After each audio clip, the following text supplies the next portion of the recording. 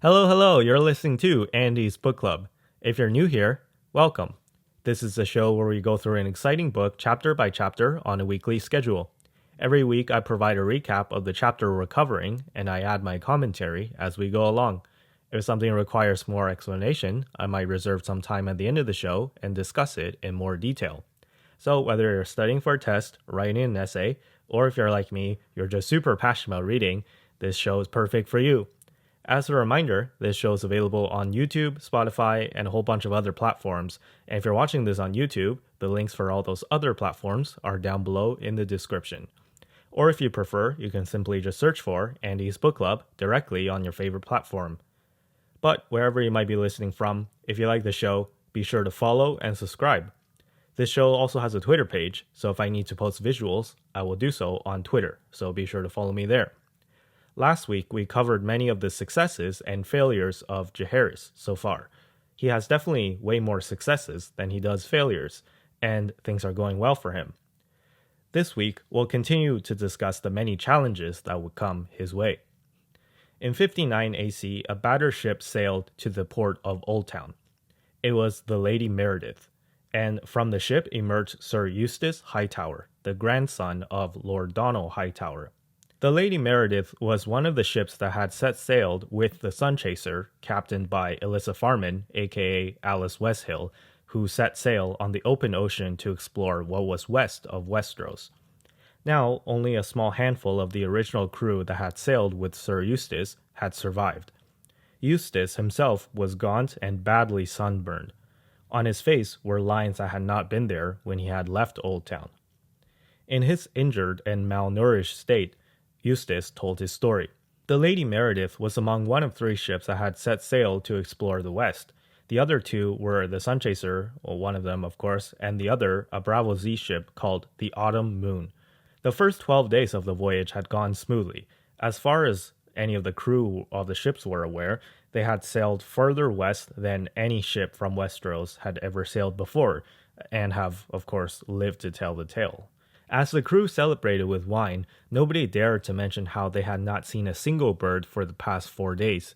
This probably meant that they were too far from any land for birds to exist, since even birds cannot find places to land if they were out this far.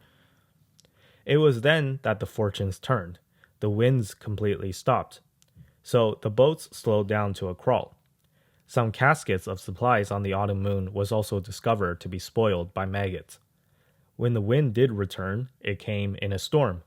The Autumn Moon was destroyed and many lives were lost. The storm blew the remaining two ships to a set of 3 small islands. These 3 small islands, Alice Westhill, aka Alyssa Farman, named Rhaenys, Aegon, and Visenya, after the Conqueror and his 2 sister wives. The islands were deserted, and they contained fruits and spices that the Westerosi have never seen before, and Sir Eustace declared that there was no need to go any further. To Alice Westhill, however, these discoveries were not enough. The largest of these 3 islands were but a third the size of Dragonstone.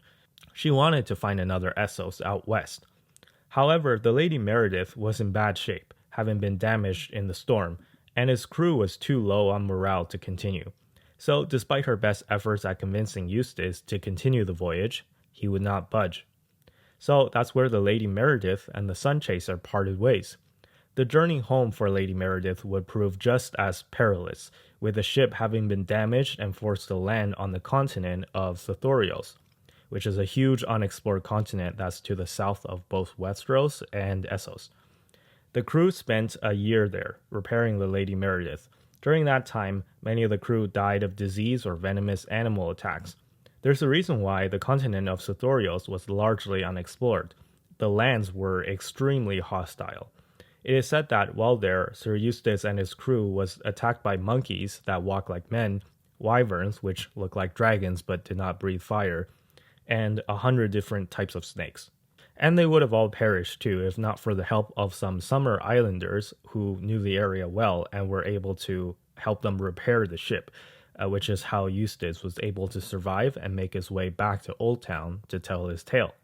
The Sun Chaser disappeared into the west to an ocean that seemingly goes on forever and was never seen again.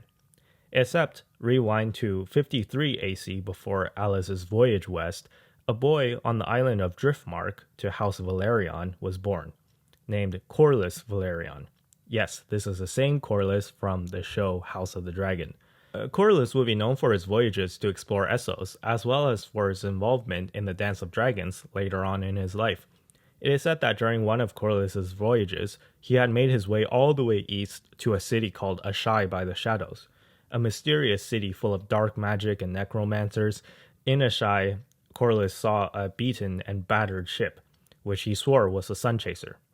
Perhaps Alice Westhill had indeed circumnavigated the entire world and ended up in the easternmost edge of the known world by sailing west. We'll never know what truly happened. However, all this would come later, since by 59 AC, Corlys was still a boy of 6. In 59 to 60 AC, winter had come to Westeros. The north, being cold and unforgiving to begin with, was hit especially hard by an unusually cold winter. Many of the common folk were forced to practice the age-old tradition of the elderly walking into the wilderness and voluntarily freezing to death, so that the young can have a chance to survive without having to take care of them. Across Westeros, food prices rose as harvests failed, and a disease called the Shivers swept across the land. The symptoms of the Shivers went as follows. First, the victim would feel a simple cold. Then, as the disease progresses, the shivers would begin and no amount of hot soup or blankets would quell the cold. Then the victim's lips would begin to turn blue and they would begin to cough up blood. And after that, the end would be near and there will be no saving that person. It had a high mortality rate. No more than 1 in 5 infected would survive, so higher than 80% mortality rate.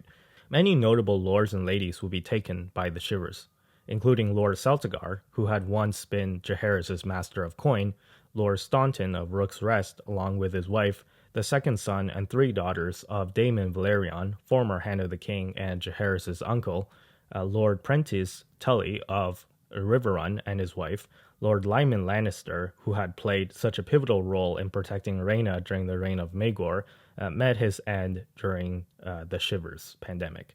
Lord Donald the Delayer of Hightower, the Lord of Old Town, could not delay his death, and also met his end due to the Shivers. Grand Maester Bennifer, who had served House Targaryen dutifully for decades now, met his end as well due to the Shivers. Many other lords and ladies were also taken by the Shivers, but I won't mention them all because that will take way too long, and I hope I've already gotten the point across as to how absolutely devastating this was for Westeros. Many of the ruling class was simply just clean housed out of the way by this disease. The commander of the City Watch had also been one of the victims of the Shivers, and with the City Watch leaderless and disarray, and with poverty at all-time highs, the crime rate in King's Landing skyrocketed. Rego Draz, the Pentoshi man who Jaehaerys named Master of Coin, also met his end in 59 AC, but not due to the Shivers. He had grown quite fat over the years and chose not to ride horses, but instead be carried in an ornate palanquin. If you don't know what a palanquin is one of those like mini house things that servants would carry you over their shoulders while you chillaxed inside. So while making his way through King's Landing one day, Draz's palanquin made his way through Flea Bottom, which is the most ghetto part of King's Landing. So it's where the most impoverished people are. The people of Flea Bottom, the bottom of society, were all no doubt completely penniless and destitute. They decided to rob Draz when the sight of his palanquin came near. Recall that Rego Draz was already hated by the people even before this current food shortage and pandemic, so a mob formed and tipped over his palanquin and beat him to death with a rock. And they, of course, looted his body afterwards, and that was the fate of the Lord of Air.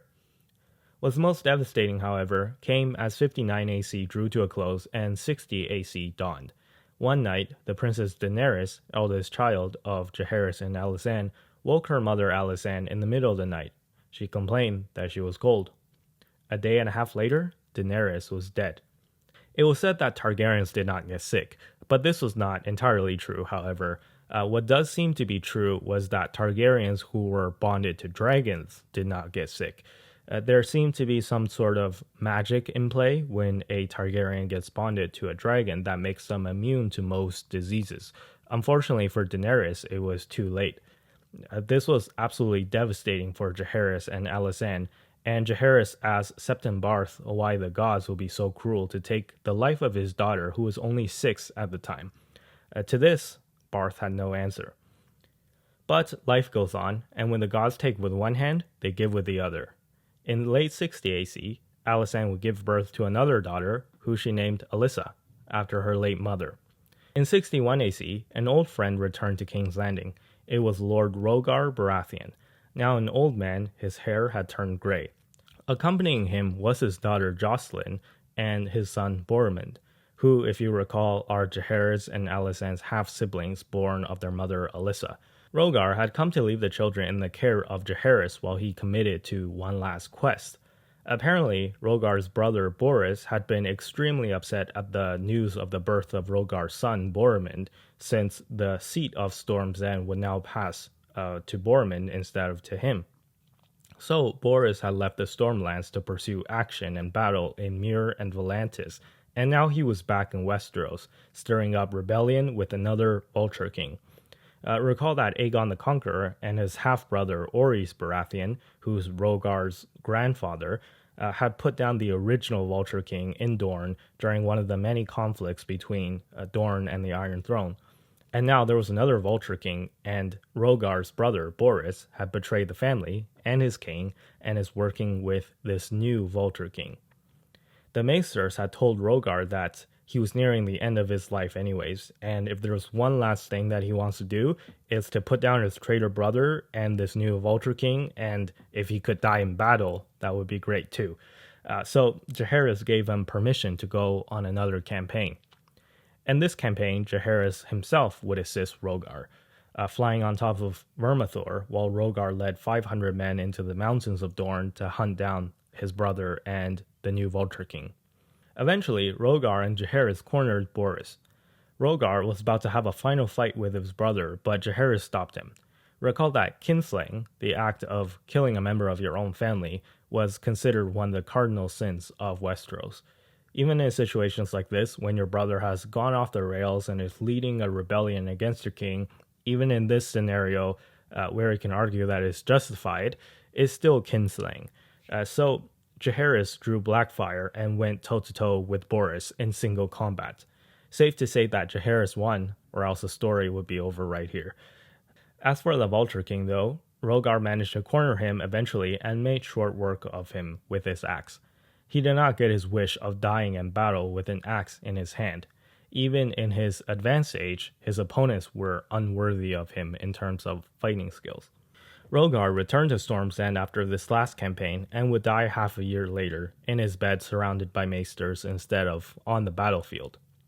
In 62 AC, Jaehaerys officially named his eldest son Aemon Targaryen, now age 7, as the Prince of Dragonstone. Recall that this is the title given to the heir apparent. Later that year, Alysanne would give birth again to another daughter, who she named Maegelle. It was 62 AC that Jaehaerys looked for the next big project to take on. He noticed that although Alysanne and him can fly around on dragons around Westeros, this was not a luxury that everyone else had. And everywhere they went, they saw towns and farms, but no roads connecting any of them. And thus the next big project was to build roads. Thus was the beginning of the King's Road, which connected King's Landing north all the way to the Wall. The Rose Road, which connected King's Landing to Old Town, going through the Reach, and there was some others like the Ocean Road and the Gold Road. Note that crude roads did already exist, but the conditions of the roads were extremely poor up until this point, so Jaehaerys would be known as the one to fix them once and for all. As the years went on, the Targaryens would be blessed with more children. Alysanne would give birth to Vaegon, their 4th son and 7th child, in 63 AC. In 64 AC came a daughter named Daella. In 67 AC came another daughter named Sarah. In 71 AC came another daughter named Viserys. Now Jaehaerys and Alysanne had 10 children, 4 sons and 6 daughters. Some of the children of Jaehaerys and Alysanne would prove to be difficult to handle for even the king and queen of the 7 kingdoms later on in life, but this was yet to come. In the meantime, in 70 AC, Aemon Targaryen, the Prince of Dragonstone, and Jocelyn Baratheon were married. As with Targaryen tradition, this was an incestuous marriage to keep the bloodline pure. Technically, they were aunt and nephew because Jocelyn is the half-sister of Jaehaerys and Alysanne. If that's gross to you, yeah, maybe, but just don't think about it too hard. In 72 AC, Balon, the second son of Jaehaerys, claimed Vhagar as his dragon. Vhagar had been unwritten since the death of the great warrior queen Visenya, who would be Balon's great-grandmother. In 73 AC, Queen Alysanne would give birth yet again to her 11th child, a boy named Daemon. However, tragedy struck when Daemon died just 3 months after his birth. Although this isn't the first time that Alysanne has lost a child, it never gets any easier, and the death of her son hit Alysanne hard. In 74 AC, it would be someone else's turn to add a new member to the Targaryen family. The king and queen would welcome their first grandchild from Aemon and Jocelyn, a daughter they named Rhaenys. For watchers of the show House of the Dragon, this is the Rhaenys in the show, aka the queen who never was, and we'll find out why exactly she is called that in a later episode. Meanwhile, it was Jaehaerys' second son, Balon's turn to get married, and his choice of bride? Well, if you know anything about Targaryens by now, it should come as no surprise. He married his sister, Alyssa. This was a good match, though. Let's just say that Balon and Alyssa had always been close, and after her marriage, Alyssa had also claimed the red dragon Meleys, which was said to be faster and more nimble than Vhagar. In 77 AC, Alyssa would give birth to a boy named Viserys. This is our boy Vizzy T from the show House of the Dragon, and one day he would become Westeros' favorite dad. But for now, he was just a baby. It was said that Viserys was a happy and agreeable child, and against the wishes of the maesters, Alyssa would take him flying on Meleys, strapped to her chest, when he was just 9 days old. Also in 77 AC, Queen Alysanne was pregnant again, and in 78 AC she would give birth to a boy named Valerion. However, the boy was small and sickly and died before his first birthday. Each time losing a child, it took a big toll on Alysanne, who was by now 42 years old, and many questioned her ability to give birth to more children, including herself. In 80 AC, Queen Alysanne would give birth to a daughter named Gale. She was by now 44 years old, and the Princess Gale was named the Winter Child, and the official reason for that was that it was winter when Gale was born. But the rumor was that the name was chosen because Alysanne was in her winter years of her ability to have more kids. In 81 AC, Alyssa and Balon had a second son who they named Daemon, the Spring Prince, and he would be called that when he was born, although later in life he would have another name, the Rogue Prince, and you'll have to find out where that name came from. In 82 AC, the Princess Daella was with child. She had married Roderick Arryn, the Lord of the Vale, and during the end of her pregnancy, she had written a letter to her mother, Queen Alysanne, that she was frightened. Daella was only 18 and had a small frame, and her pregnancy was taking a toll on her body, and she was afraid that she was going to be too frail and delicate to handle giving birth. Alysanne, upon receiving the letter, mounted Silverwing and flew to the Vale to see her daughter. Daella would give birth to a daughter named Emma. But tragically, Daella was right to be concerned. Due to complications, she died shortly after giving birth. As always, the loss of a child hit Queen Alysanne hard. But this time, she was also angry. She was angry at Jaehaerys for pushing Daella to get married. She argued that if they had waited for a few more years before pushing Daella to get married, she would not have gotten pregnant before she was ready, which ultimately led to her death. We now see the first rifts open up between the king and the queen. Although in the beginning of their marriage they were soulmates, later on in their marriage they would begin to have conflicts, just like everyone else. Alright, I think this is a good place to end the show for this week. Next week, we're gonna continue to see the widening rifts between the king and the queen and the many troubles that would come their way as a result of the, shenanigans of their many children. So we'll leave that for next week, and I'll see you all then. Bye-bye.